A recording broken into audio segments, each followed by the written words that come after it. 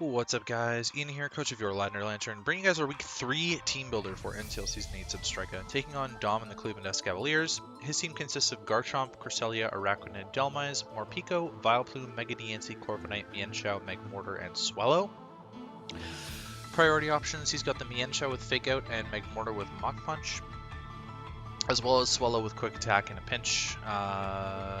What else do we have going on here? Hazards, he's got the Garchomp with Rocks, Araquanid with Webs, Mega Diancie with Rocks, Removal, Dhelmise with Rapid Spin, Morpeko with Rapid Spin, Corviknight with Defog, Swellow with Defog. Most of the time you'll see either Dhelmise or Corviknight, or both Dhelmise and Corviknight bringing removal on this team. 4 times weaknesses, just the Garchomp to Ice and Mega Diancie to Steel. Both don't have the best resists, but Araquanid does cover both of those. Worthy to note. So in terms of what he's bringing, the only mon I don't really see coming against me is Vileplume. I kind of threw together a team reasonably quickly, so I don't have a ton of insight, and I'm also trying to make these a little bit shorter. Just it's less editing work for me when the team builder side is a little bit shorter. So the only one I don't see coming is Vileplume. Reasons for that: Mega Gardevoir, Infernape, Abomasnow, Scissor. It doesn't really beat anything on my team, honestly, besides maybe Rotom. But there are other ways for him to beat Rotom, so that's just why I don't think Vileplume's coming. I think there are a lot better options for him to bring. I don't have the defensive answers that I would want to something like a Mega Diancie. This is going to be a theme the whole season. Notably, Heatran was dropped recently. I'm looking at picking that up. I still haven't decided.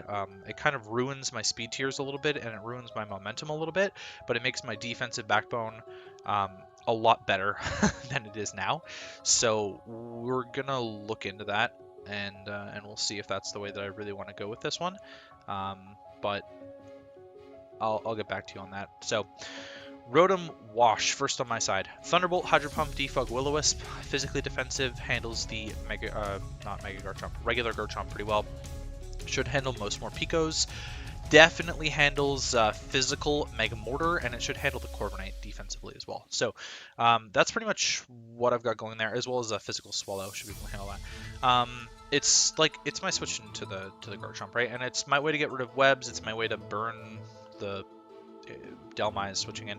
I'm not running Volt Switch. Like, this is a mon that I need to kill Corviknight, so I can't run Volt Switch because I need Thunderbolt to kill the Corviknight. So it just sort of Corviknight in general just ruins my momentum this game. I've lost to this Pokemon way too many times, and you can't build momentum on it. It's way too hard to build momentum on it because you can't kill it with enough things. So big problem there. Hate that mon.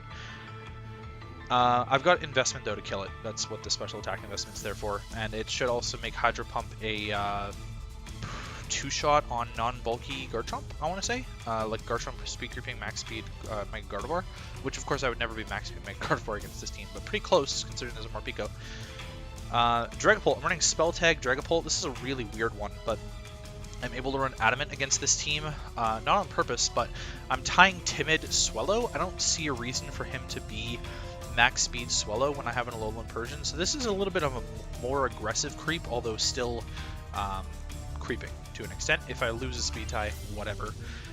Worst case, he's Scarf max speed, and I've Dragon Danced already or something, right? Like, it's just ridiculous. So Dragon Dance, Dragon Darts, Phantom Force, Steel Wing. Steel Wing is there for the Mega Diancie. I didn't want to give it a free turn to like sub or anything, so I'm running Steel Wing as secondary coverage there. Dragon Darts will hit everything else really, really well, and then Phantom Force is there to just break through some fat stuff, especially the Corviknight in particular. But Spell Tag Phantom Force should be a two-shot against physically defensive, or well, it's definitely a two-shot against specially defensive Corviknight, but it should be against physically defensive as long as it hasn't bulked up or iron defensed, and then we're in a really bad spot if it's done that. So that is the Dragapult there. Bulk is reasonably irrelevant because I die to basically everything anyways. Nidoqueen. I'm running a Shokaberry Nidoqueen. This lets me win the 1v1 against Garchomp. Presumably he won't, because I'm offensive, presumably he will not be Yachi, but he could also be Yachi, of course. That's a possibility for like a Abomasnow or something like that. And then there's a situation where he's Yachi, I'm Shuka, we just blow each other's berries and we move on with our days. There's also a possibility that he plays that and sets up rocks, and then I get the kill on the Garchomp, which would actually be kind of okay. I do have coverage on this to hit the Corviknight with the Thunderbolt, just in case I need to. I am not that bulky. But I've got Toxic there for the Cresselia as well, and then Earth Power to hit like Diancie, it'll blow through Morpeko, it'll blow through a Vileplume, it should blow through Mien Shao as well. I was considering Sludge Wave, but Earth Power is just better against Mega Mortar and Diancie, even though it gives him more room to play around with switching and whatnot. I do think Nidoqueen's a pretty solid Pokemon in this matchup. I mean, Nidoqueen's pretty solid in most, though. Mega Gardevoir, I am running enough speed for the Morpeko on this. Calm Mind, Hyper Voice, Mystical Fire, Psyshock. I actually think Calm Mind, Bulky, Mega Gardevoir is pretty solid here. Helps me beat the Cresselia 1v1, which is important to me. And it helps me take like a Boom Burst from Swellow or something later on in the game. Besides that, it's not that great. You know, it'll help me against Mega Mortar. It might help me against the Mega DNC. There's not a ton that I can set up a Calm Mind on, so I have to be a little bit wary about that. Mystical Fire to hit the stupid goddamn Corviknight. Hyper Voice just blows past everything else on the team besides Vileplume, which is what I've got Psyshock there for. So Psyshock, worst case scenario, will be hitting the Vileplume, or I boost alongside the Cresselia and then I Psyshock it, and it doesn't have the Calm Mind boost to buff its defense. So yeah, I'm timid, max HP, and then a little bit of special attack. What we learned last season is that Mega Gardevoir doesn't really need special attack investment to hit the 2-hit KOs that it would normally get. Sometimes it needs it for 1-hit KOs, but most of the time it won't need it for 2-hit KOs. So I'm probably going to trend more towards a bulkier Mega Gardevoir for the rest of the season, I would imagine. Kecleon, Protean Kecleon with Rocks, Recover, Ice Punch, Thunder Punch. This should be fine coverage for most things on the team. There's not a lot that can actually handle Ice Punch plus Thunder Punch on this team. In fact, I want to say it hits everything neutrally. He doesn't have like a Bolt Beam resist. I don't even know if a Bolt Beam resist exists. Yeah, it does hit everything neutrally. It's not going to be super strong against some things, and I'm not running any attack investment, so it's not going to be super strong there either. Most cases, you'd probably want like a knockoff on Kecleon, but I need the recover because I can't just run AV against this team. I need to be able to recover on it. I needed Rocks, which I didn't want to throw on the Nidoqueen because I needed more moves on the Nidoqueen, like Toxic for the fucking Cresselia. I mean, actually, I could dump Rocks in the Nidoqueen and throw knockoff on this. I just figured that it would be better for the Nidoqueen to be able to beat Garchomp 1v1 if I didn't have Rocks on it.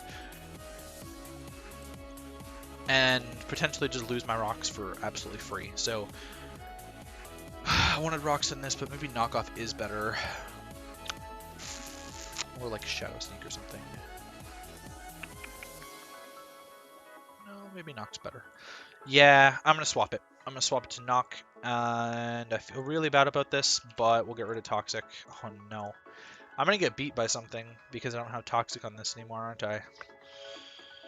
This is not good, this is not good, this is not good. Okay, no, I'm going back to it. I don't care. I'm going with the initial build. We'll go with Rocks in that. Scarf Infernape. I'm outspeeding Mienshao with this. Bit of a mix set with Fire Blast for the Corviknight in worst case scenarios. I needed something to blow past it. Overheat's not a 2-shot, so it's not an option. Like, sometimes you'll see on Scarf Infernape, physical Scarf Infernape sets against, like, Skarmory, like, Overheat, to bypass Rocky Helmet Chip or whatever. And then you can at least pick up a KO on it, but Corviknight's stupid. I hate this stupid mon. I love using it, but god, it is so annoying. Just, you cannot break that stupid thing. So, I'm going to get lucky with a crit. That's what I'm going to do. I'm going to crit Flare Blitz in the face, and I'm not going to take any recoil because I'm going to magically crit Flare Blitz in the face and not take any recoil. Which I just removed myself there. U-turn, close combat, just pretty basic stuff. Gets me a little bit of momentum with the U-turn there, and then close combat is actually pretty okay in the late game in most scenarios. It depends if Delmize is alive, depends how chipped Cresselia is, depends where the Araquanid is at in terms of health. Again, I don't think the Vileplume's coming, and then close combat hits everything else neutrally or super effectively. So that's a good move to lock yourself into in the late game. In terms of what I am not bringing to this one, Aerodactyl. I seem to be having a hard time fitting Aerodactyl onto most squads in the first place. That's because I think that it is not fantastic as a defensive utility mon, despite the typing. And I've been trying to sort of slot it in offensively, which is something that I'm going to look into in terms of how I build my teams and whether or not I make this drop of a Scizor and Infernape for Heatran and Buzzwole. that sort of changes how I will think about the team overall. But yeah, Aerodactyl's not coming. Alolan Persian is pretty bad against Mega Diancie in most cases. It can shut down Cresselia pretty well, and it can kind of handle Corviknight, but I didn't really feel like it was great defensively against like Garchomp, Swallow, Mienshao, so not coming. Scissor, another Pokemon that's probably okay in this matchup. I'm just really worried about this stupid Corviknight. I was really considering just honestly bringing Luxray over Kecleon and having Rocks on Nidoqueen, just so that I had like a third option with Stab to kill this stupid Corviknight. You'll notice that I have super effective coverage on every Pokemon that's not named Dragapult for this stupid Corviknight. Stupid Mon. Stupid. Abomasnow, not coming for various reasons. I don't have the slots for everything, right? Same with Luxray, that's the whole idea. Scissor, you need to run like SD. You need to run a little bit of speed so you can outspeed it. SD, and then you need to have like super power or something really dumb to beat it. And if it's just Iron Defense, then you just lose. So, hate that stupid Corviknight. It's just so fucking annoying. Anyways, that's gonna be for me for the team builder. Hopefully I don't get absolutely butt blasted by this goddamn Corviknight in the game, and I will catch you guys for the match.